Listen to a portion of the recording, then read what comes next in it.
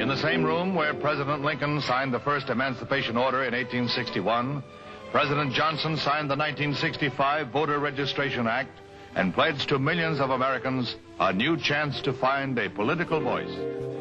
On August 6, 1965, just 5 months after the violence of Selma and the President's civil rights appeal to Congress, Lyndon Johnson signed into law the Voting Rights Act of 1965. 5 days later, the Watts district of Los Angeles erupted in the worst race riots in the city's history. National attention was riveted on the streets of LA.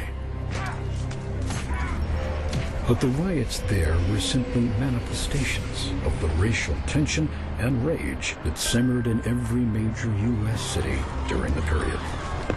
Is it too much to ask you to grant us human dignity?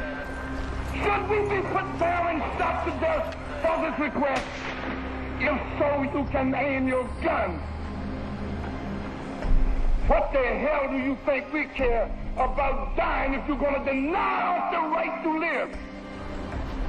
Poverty, unemployment, police harassment, unfulfilled expectations had created a tinderbox on the streets of inner-city ghettos. The civil rights movement had dismantled the Southern system of segregation and white supremacy, but it had largely ignored the insidious racism that festered elsewhere. Northern blacks were angry, disaffected, and easily seduced by fringe groups. They call Mr. Muhammad a hate teacher because he makes you hate dope and alcohol. Malcolm X had emerged in the early 1960s as a radical alternative to Martin Luther King and nonviolence, which he called the philosophy of the fool. Condemning the racist practices as the chief spokesman for a black nationalist group called the Nation of Islam, Malcolm X espoused self-reliance and separatism rather than integration.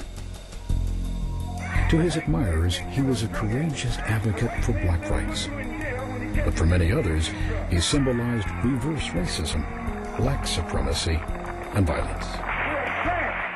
In a vicious cycle of poverty, of ignorance, of apathy, of disease, and of death. And they have these old Uncle Tom Negro leaders coming to Harlem telling you and me that times are getting better. Your times will never get better until you make them better. During his lifetime, Malcolm X did not achieve the notoriety of figures like King, but he was assassinated in 1965, and in death became a near-mythic figure.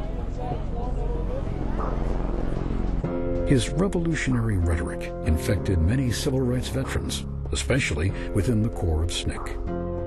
You're going to sit in front of your television set and listen to LBJ tell you that violence never accomplishes anything, my fellow Americans.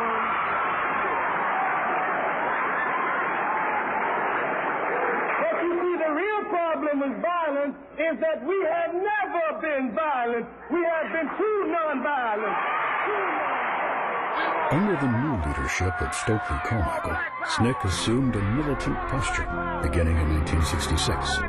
The group's mantra of nonviolence was replaced by the chorus of Black Power.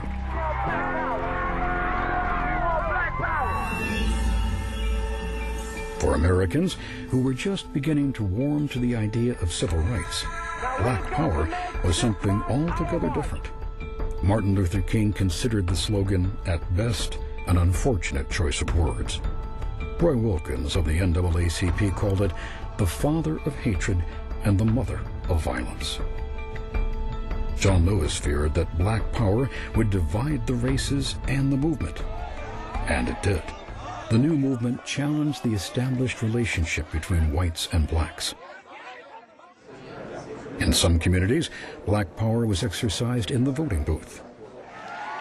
In 1967, Cleveland voters elected Carl Stokes as mayor. He was the first Negro to hold the position of chief executive of a major U.S. city. But in other parts of the country, Black Power meant bullets, not ballots. In Oakland, California, Huey Newton and Bobby Seale formed the Black Panther Party. What began as a community organization to provide free breakfasts and liberation schools to ghetto kids ultimately devolved into murder, rape, bank heists, and drug trafficking. The anarchy was not limited to California. Chicago, Newark, Minneapolis, Memphis. In scores of American cities, blacks rebelled against chronic racism and police brutality during the late 1960s. In turn, white America took up arms. Civil rights had become civil war. President Johnson's Great Society, a lawless society. By nearly any measure, the United States was immensely divided in the late 60s. Divided on civil rights, by the war in Vietnam, and by a generation gap without equal in American history. Black Power brought an end to the civil rights movement that began with the Montgomery bus boycott in 1956. But it never achieved mainstream recognition.